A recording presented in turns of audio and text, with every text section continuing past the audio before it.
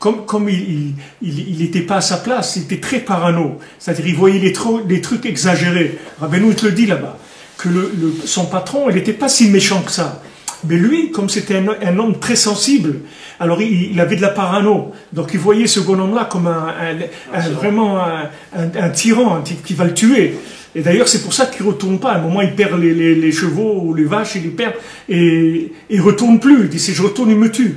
Si je tourne et je lui dis que j'ai perdu le troupeau, c'est terminé. Donc il va dans la forêt, il perd les animaux, après il vient les attraper, il se sauve, et comme ça, jusqu'à qu'il arrive au plus profond de la forêt. Et chacun il sait très bien ce que ça veut dire ça dans sa vie. Comment quelqu'un est arrivé au fond de la forêt, en courant derrière les vaches et les chevaux, et croyait, voilà, ça y est maintenant. Ça y est, je vais arriver, ça y est, je vais faire ça. Et il court, et à chaque fois, il s'enfonce encore plus à l'intérieur, jusqu'à qu'il arrive au plus profond de la forêt où il n'y a même pas des êtres humains qui arrivent là-bas. Que c'est plus des êtres humains qui arrivent dans des endroits où tous les gens, c'est des monstres, c'est même plus des êtres humains. Bichlal, il n'y a plus rien. Et à ce moment-là, c'est là où il trouve le tzaddik, et là, le tzaddik, il dit, allez, ça suffit, t'as fini, viens, suis-moi, viens avec moi, ça y est, t'as fini. Alors lui, qui est un prince, maintenant, comment il trouve son chemin? Comment il va trouver son chemin? On lui dit, lâche-toi, on va s'occuper de toi, mais lâche. Il n'arrive pas à lâcher, alors il tombe. Vous voyez tous ces gens qui réfléchissent, qui vous font de la Torah de logique et tout, ils ne peuvent pas s'en sortir. Ni eux ils peuvent s'en sortir, ni leurs élèves ils pourront s'en sortir. Parce que ce n'est pas le chemin du tout. C'est pas le chemin. Il faut lâcher ça.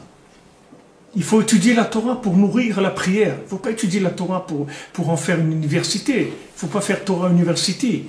Il faut étudier la Torah pour donner du goût à la prière. C'est pour ça qu'on étudie. On étudie pour avoir de la vitalité dans la prière. C'est pour ça qu'on étudie la Torah. Mais le but, c'est la prière. C'est pas de savoir des choses. Qu'est-ce que tu veux que ça me change de savoir des choses? Je sais, je dois être un tzaddik. Ok, je dois être Moshe Rabbeinu. D'accord, je le sais, c'est bien. Alors nous, qu'est-ce que je fais maintenant? Qu'est-ce que je fais maintenant? Chacun, il est dans des trucs d'aliénation, des folies totales. Des gens qui sont prisonniers dans de l'addiction, de choses terribles. Tu crois qu'en apprenant plus, tu vas sortir des addictions? Tu ne sortiras de rien du tout. Si tu veux sortir de l'addiction, il n'y a que Khatzot et Bodedut, c'est tout. Sinon, tu ne sortiras jamais. Je te garantis, tu peux apprendre tant que tu veux. Tu ne sortiras jamais. Parce qu'avec ton cerveau, tu ne pourras jamais te réparer. Si tu veux te réparer, il faut rentrer dans le club des gens qui reconstruisent le temple. Sinon, tu ne pourras pas être réparé.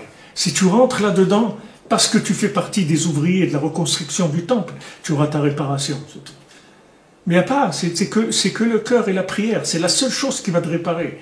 Donc on est obligé de créer des systèmes et des situations qui fracassent la logique en permanence. Dans la généralité du monde, et individuellement, c'est pareil. Pourquoi il y a tellement de gens qui divorcent? Pourquoi il y a tellement de gens qui n'arrivent pas à se marier? Pourquoi? Qu'est-ce qu'il y a? Les gens, ils sont pires qu'avant. Qu'est-ce qu'ils ont? Ils sont comme avant. Il n'y a pas de qu'est-ce qu'ils ont? Il n'y a pas mieux, ils ne sont pas pires. Les gens, ils sont pareils. Pourquoi les gens, ils se divorcent? Ou pourquoi les gens, ils n'arrivent pas à se marier? Parce qu'ils ont ils ont la cafetière qui tourne. Ils comprennent des choses. Ils comprennent, ils disent non, mais ça, c'est inadmissible. Ça, c'est impossible. Qu'est-ce qui est impossible? Qu'est-ce qu'il n'y a rien d'impossible? Allez, passe. Lâche. Si tu lâches pas, tu pourras pas. Tu pourras pas construire un foyer, tu pourras pas éduquer des enfants, tu pourras pas. Si le Rabbeinu dit les enfants, tu veux bien éduquer tes enfants, tu veux réussir l'éducation de tes enfants, ne t'occupe pas d'eux, c'est tout. Laisse-les tranquilles, c'est tout. Sois pas derrière eux. Et tu vas voir qu'il va grandir des enfants extraordinaires.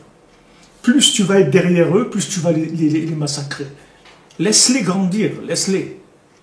Laisse-les grandir, c'est tout, t'occupe pas. Aujourd'hui, c'est pas comme avant. Aujourd'hui, il y a une présence divine qui est très très forte. Aujourd'hui, il y a une ashgacha pratique extrêmement forte. Ici, tu le sens au mal, tu vois beaucoup plus que n'importe où au monde, parce que tu vois les gens. Tu vois les gens qui viennent, d'abord tu vois cette amitié, cet amour entre les gens, ces sourires-là, que tu vois nulle part. Où tu vois des gens sourire aujourd'hui? Où tu vois des gens qui sont contents de se voir comme ça, qui sont heureux, et se voir dans quoi? De quoi? C'est pas un match de foot, c'est pas un truc d'une boîte de nuit, c'est pas un truc, c'est quoi? Ils sont là, qu'est-ce qu'ils sont là? Qu'est-ce qu'ils vont faire? Ils sont venus pour prier, c'est tout. Chez le sadique. Mais ils sont contents de se voir, tu vois de l'amour, tu vois. Et tu vois des gens qui sont dans un état, tu te dis, mais c'est incroyable. Comment ces gens-là, ils arrivent là? Parce qu'ils ont lâché, c'est tout. On les a fait lâcher. On leur a écrasé les doigts jusqu'à qu'ils lâchent. Ils sont obligés de lâcher. Du moment où ils lâchent, il n'y a pas de problème. Tout marche, mais lâche. Et si tu lâches pas, ça marche pas. Ça marche pas.